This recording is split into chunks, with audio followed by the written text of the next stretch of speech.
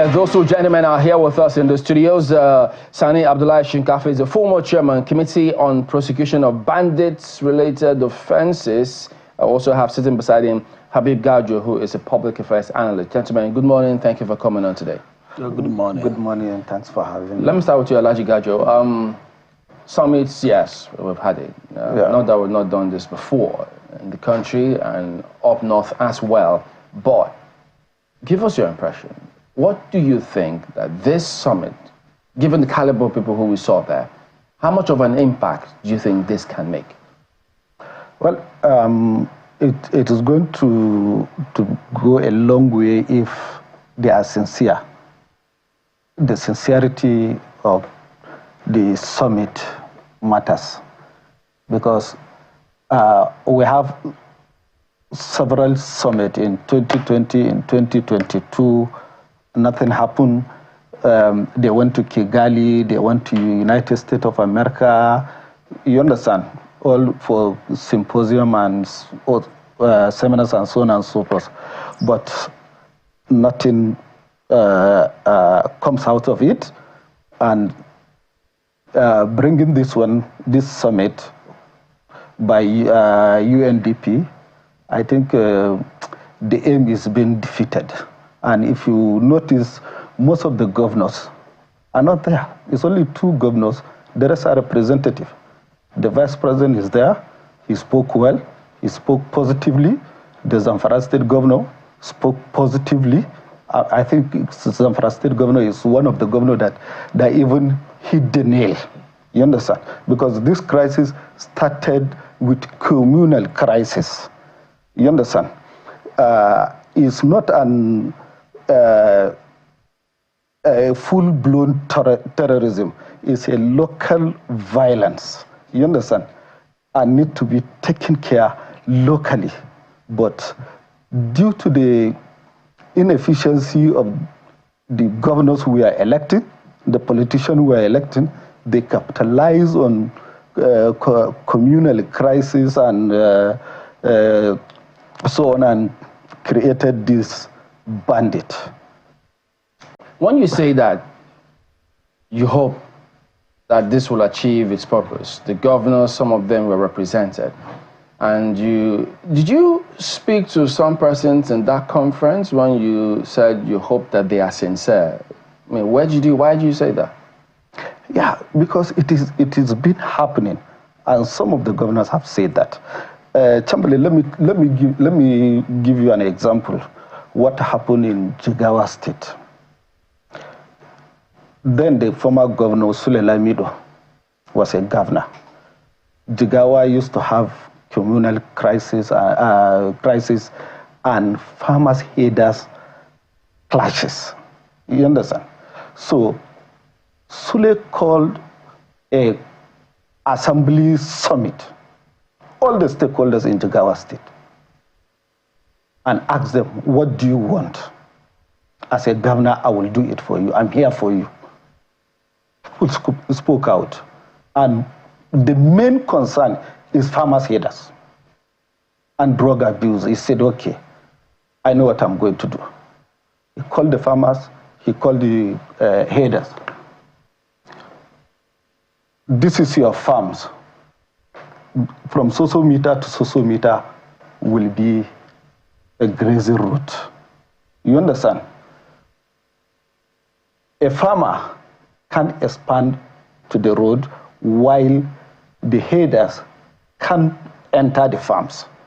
And anybody committed that offense is going to be charged to prison and will pay damages. Chamberlain, when you had the Jigawa State governor was saying that for almost 2 to 3 decades, Jigawa is peaceful, it's because of the legacy of what Sule Lamido did. You understand? By settling between the farmers and headers. We'll still come back to that particular example with former Jigawa governor and current Jigawa governor in terms of what was said there. But let me get Mr. Shinkafa to give his opening impression as well. Haven't been in the States, in Zamfara, particularly dealing with bandit-related offenses. This summit, do you think it speaks to the core of the challenges you might have observed while you were there? There is conferences upon conferences, seminars upon seminars, workshops about workshops, and also summit on summit upon summit. It has not changed the narratives. The most important thing is to critically examine the combined root causes of armed banditry and proffer homegrown solution.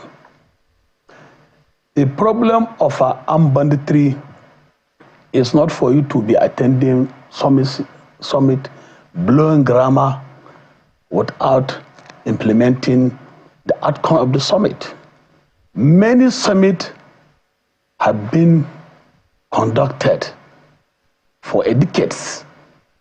Northern Governors Forum Summit, Northwestern Governors Summit, many summits on security, traditional rulers summit. It has not changed the narratives. So that should be a proper homegrown solution. These bandits are indigenous. 80% to 90% of them are native of the land. And the root causes of this banditry is hanging around these governors. What is the cause? Root cause are lack of good governance, that is bad governance. Lack of educational development within the region. Neglect of social and economic development by the previous and the present administration. Poverty, unemployment, corruption, weak judicial system, proliferation of smaller and lighter arms through the border, the forest border. Kebbi State share boundary with Benin Republic and Niger Republic. Sokoto share boundary with the Niger Republic. Zamfara share boundary with the Niger Republic. Katsina share boundary with the Niger Republic. So this porous border, the security around the border are also corrupt. Involvement of the traditional rulers, some unpatriotic security agents, weak judicial system, and bad governance. If I could just jump in, my apologies. When you speak about proliferation of light arms and small weapons, there are images of some of those seizures. I think the latest one being from One Bonded Terminal in Port Harcourt. And there are questions about all of these seizures over time. While you were prosecuting some of these persons and bandits, did you get information, did any of some of those weapons seized by government agencies end up in the hands of bandits? No, it has not. All the seizures we make during the first administration of Bello Muhammad Mattawalle, we send it back to the police armory, including the one which the army retrieved from the bandit during the exchange of fire. They also take it to the armory of the police armory. And when the also some recovery made during the amnesty granted to bandit by Abdulaziz Yari, more than 5,000 then gun, rocket launcher, AK-47, AK-49 were destroyed, and it was destroyed in the presence of the security agents. So this arms ammunition doesn't go back or viciously recycle back to the bandit during the tenure of Bello Mattawalle.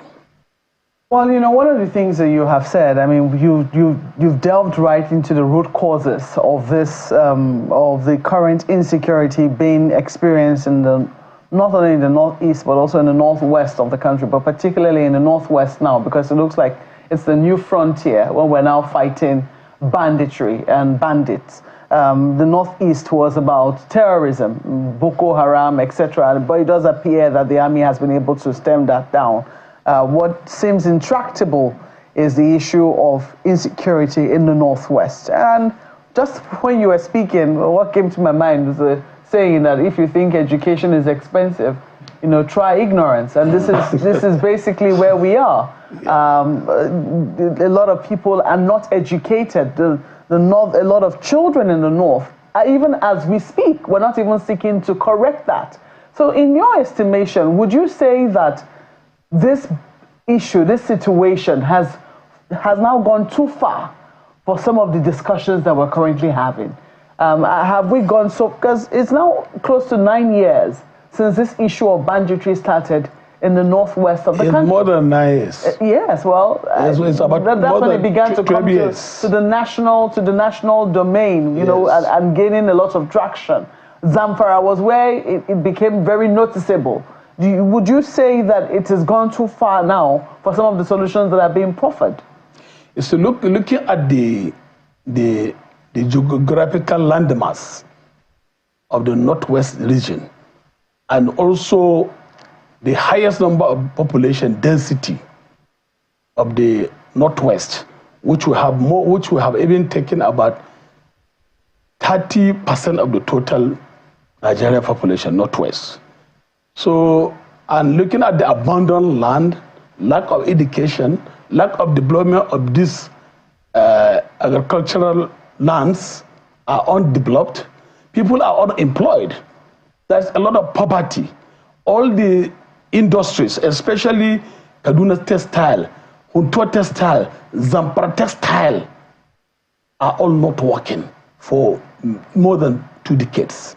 So these are some of the root cause: unemployment, poverty, and the corruption. And looking at the size of the population, and also the governors are not even ready to proper solution to this banditry. Yes, the governors have been collecting money from the federation account, yet they refuse to conduct local government election, and they are diverting the funds for personal enrichment. So these are some of the root cause. When the local government are not working, there is no representation in the electoral wards at the grassroots. These are the councillors, are the people listening to the problem in their wards. So that is the main problem. And there is no synergy even between the security agencies. And some of the governors are not ever ready to cooperate and to support the security operation in their various states. In terms of providing logistics, in terms of supporting them with some operational vehicle. We know the primary responsibility of any responsible government is to provide security and welfare of its people. And the primary responsibility of the fighting this banditry on other criminal elements lies within the ambit of the federal government. But still the state governors need to do something. Let me ask you to hold your thoughts. Mr. Jigawa, do you agree with this analysis, and do you think this has now gone too far for the kind of solutions that we're seeing being proffered? Yeah, not too far. I quite agree with him when he said lack of good governance, but my own is absence of governance. Absence of governance in the sense. There's a total absence. There's total absence. Whether good or bad. There is no presence of governance in any local government in northwestern state. That's the fact. You understand? When you elect them, swear them in, they are gone back to cities.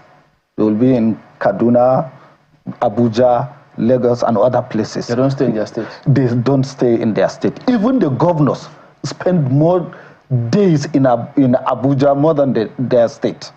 You understand? You go to a local government, you will drive the whole local government and the villages and hamlet. You will never see a police station or a police outpost or a policeman. Now, secondly, like what the Sultan said, whatever we are going to do, you understand, we should put emphasis on local, homegrown solution. And the way he put it, I don't like the way he put it as insurgency. It's not an insurgency. This is a purely criminality.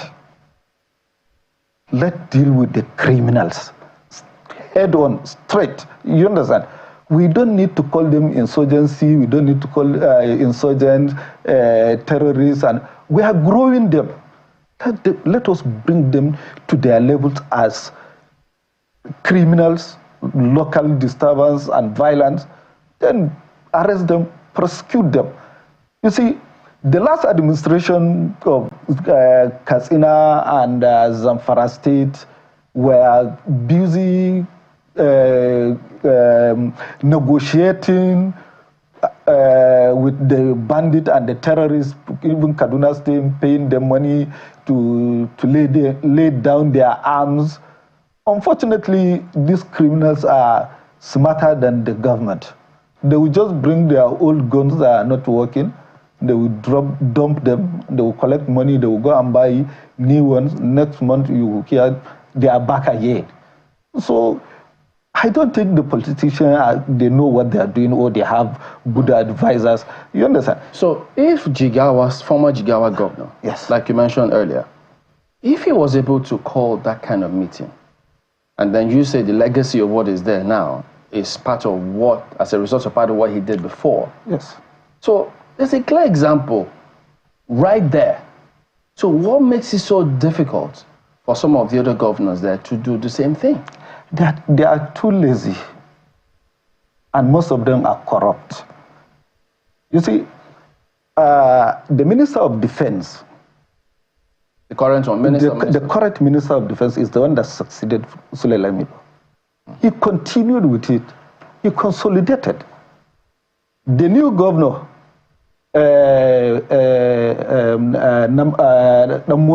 Namadi, you understand, also consolidated on the peace and security of Jigawa State.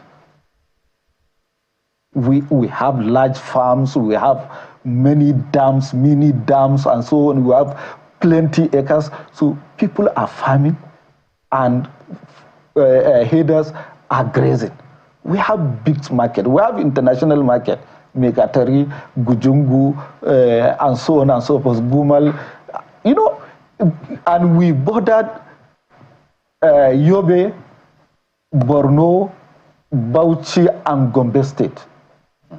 And all the crisis of Boko Haram has not reached Jigawa State because there is no good area for them.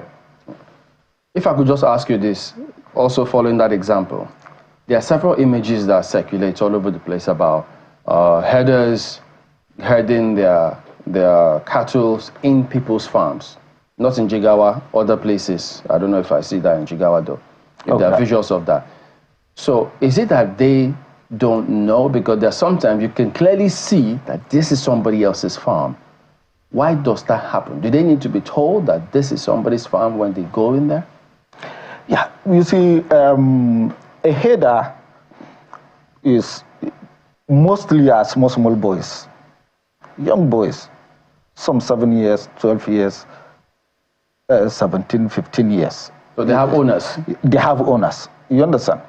So when they are grazing, if you did not differentiate or demarcate, you understand, in the course of their going, like Alhaji Shinkafi said, ignorance, you understand, and lack of law. Like the example I gave about Sule Lamido, if you trespass, you will be punished and you will go to jail.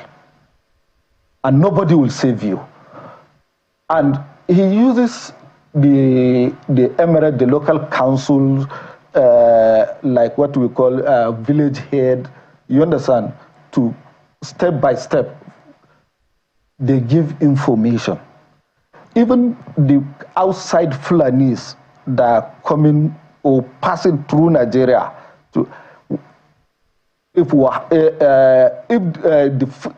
Jigawa State Fulanis, you understand, they will call the emir, they will call the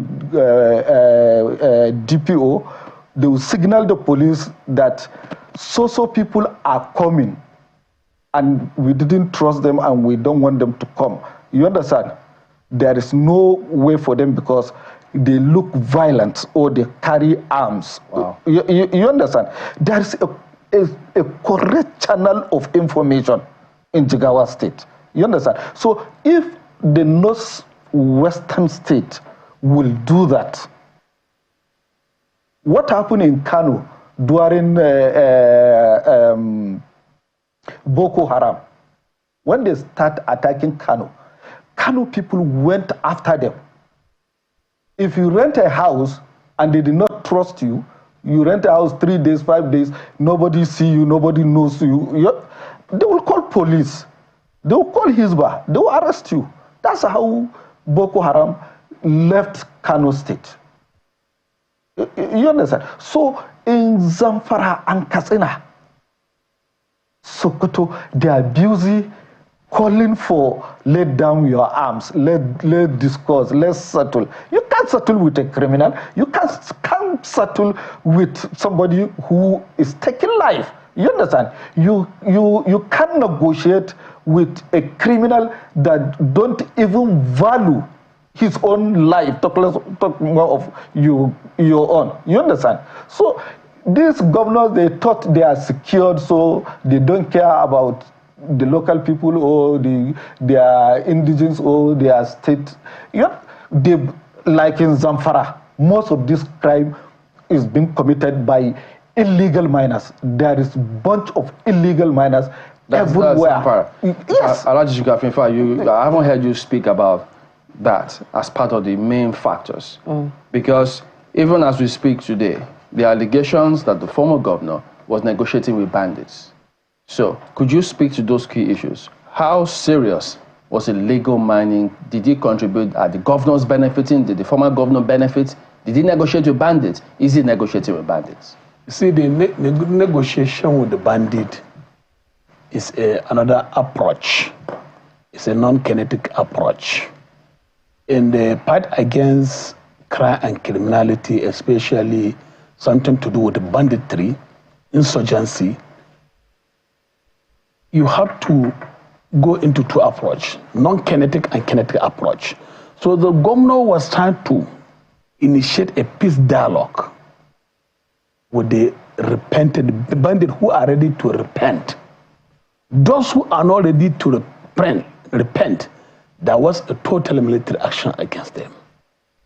That was nothing like a negotiation. I have sat in a committee with the former Inspector General of Police, MD Abubakar, headed. That is a committee for finding lasting solution to banditry in Zamfara State. We have made so much recommendations to the government. But Alhaji just told us now, it's Jigawa, Kano. There was no sorting as peace summits, negotiate. They went over headlong. Let me tell you, the issue of Zamfara and Jigawa is differently entirely. Are you saying they kind of approach it the same way? Let me tell you, the problem started from headers, farmers, communal class. Which are examples in Jigawa? Then metaphors to cattle rustling. Then metaphors to also banditry, kidnapping for ransom, destruction of killings, bloodletting, rapes, armed robbery. So it is different entirely. It is criminality. It's a criminality, there's no doubt about it. It's one of the highest rate of criminality. But the issue also of illegal mining has collaborations with this banditry. Most of this militarization area, where it has highest deposit of gold, lithium, copper, it is the hideout, or it is the camp of armed bandits. So would you say that complicated the solutions that were being proffered in Zamfara State? It has complicated because there is influence of illegal miners from the neighboring countries like Burkina Faso, Mali, and Niger, and some also Chinese.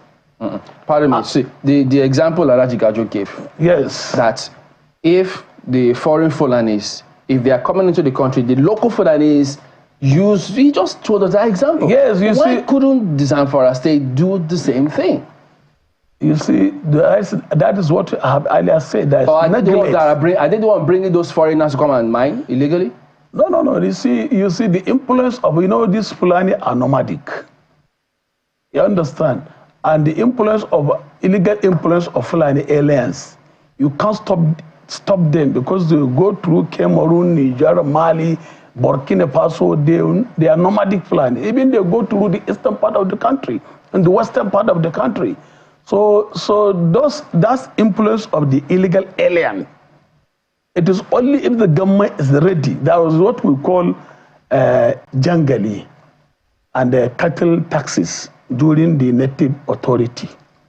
In our recommendation, we even recommended the state government to reintroduce community tax. Because in Zamfara, when the Yeriman Bakura, the who will be collecting the community tax? Who will be collecting it? Government? The government.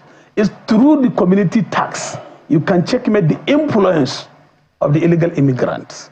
It is through the payment of that also cattle taxes that you can know the numbers of cattle or sheep in a particular community. So all those taxes were abolished by the administration of Yeriman Bakura. And that time, during the NA Native Authority, they numbered houses.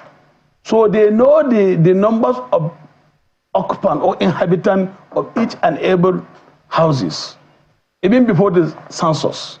But now, as he said, as what the guy just said, if there's a new entrant into their Jigawa land, the government will know. And there is no good synergy between the traditional rulers Elijah, do you think and that the government. Was that a good strategy in Zamfara and some of the other states? Well, you see, the strategy of the new governor, what we are yet to see. And the former one, which is where he served, that's why he was telling us what they did at the time. The former one complicated the whole security issues in Zamfara Really? State. How? Yeah, by politicizing it. You understand? He was busy looking for a second term, flying all over Abuja, bringing a gold plate to president. And the miners are not paying the government royalty. They are not, the government don't have the access of the gold and lithium and other mineral resources. Then who is benefiting with it?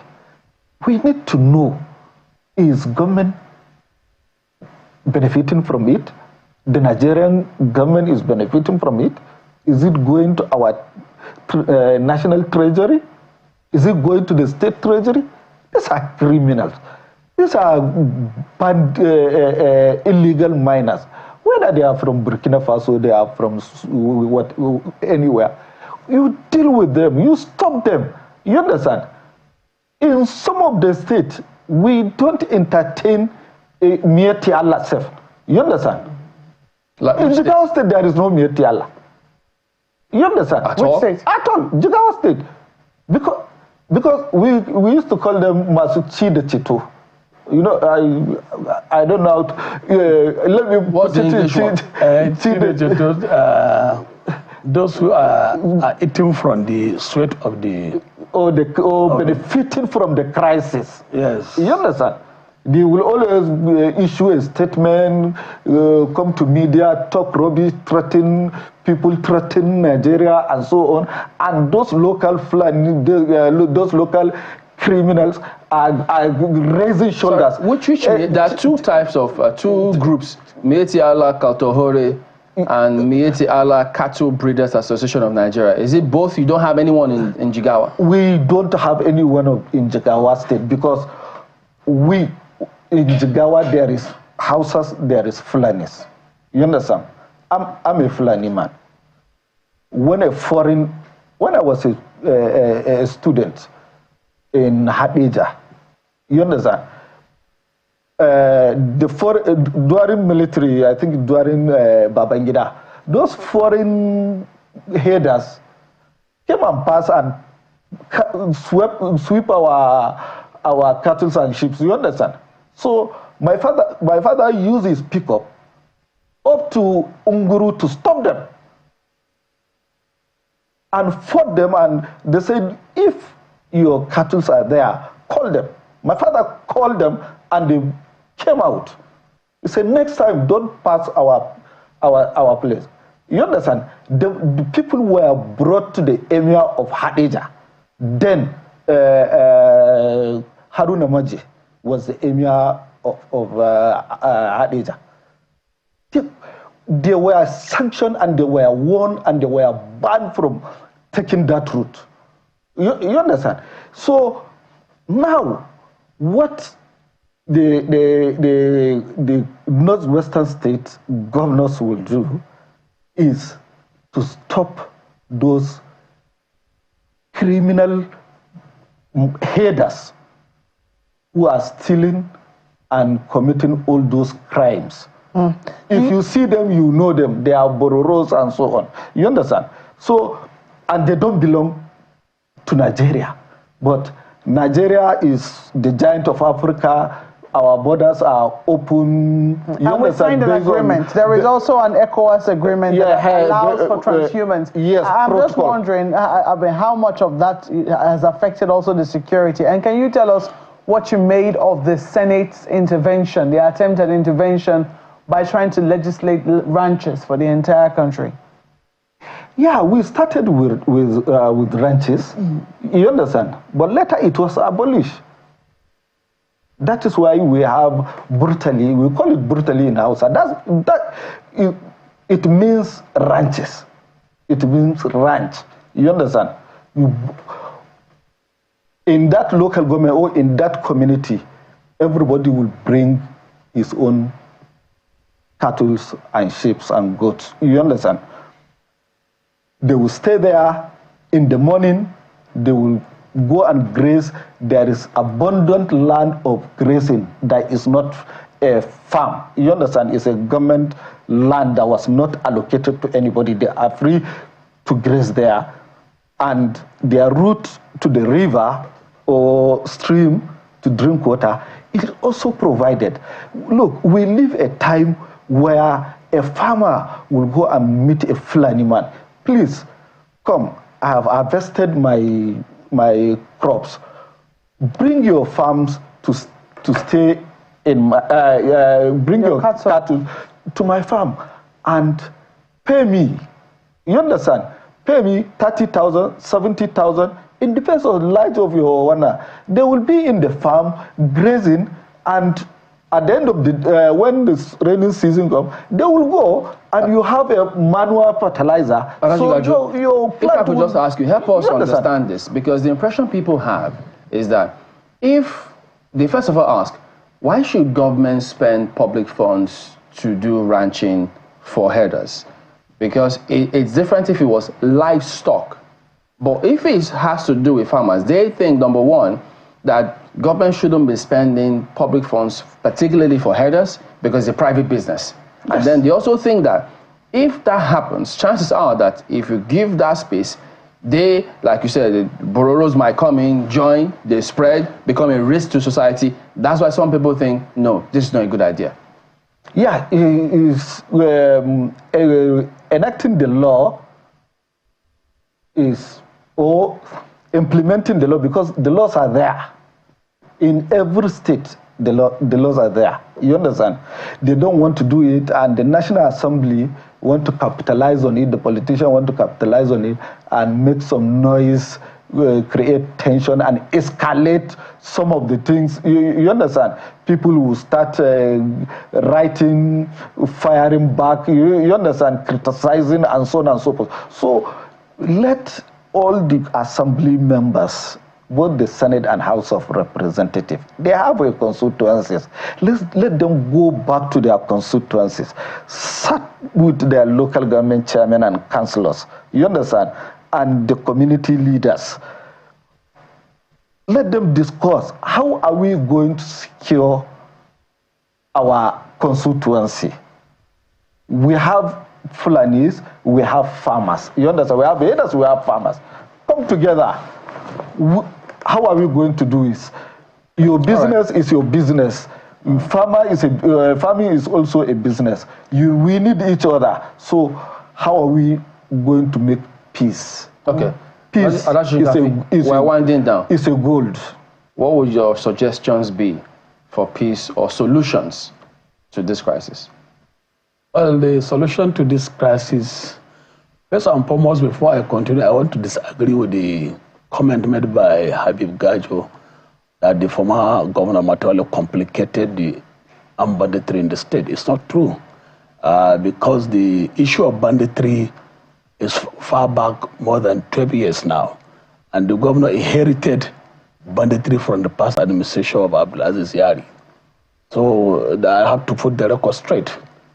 So having said that, the solution to this armed banditry issue of these ranches, already there's National Grazing Reserve Act.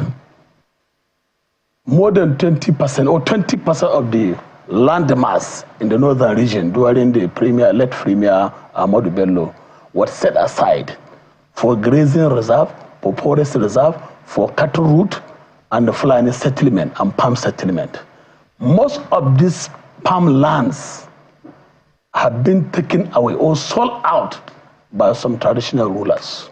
So the herders find it very difficult to rear their cow in the reserve grazing area. So this issue of ranches is a non-kinetic approach.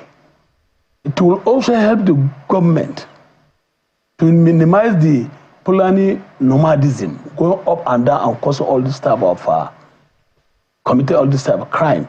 Because they will provide veterinary clinic, grazing area. Who will provide it? The government. The public funds?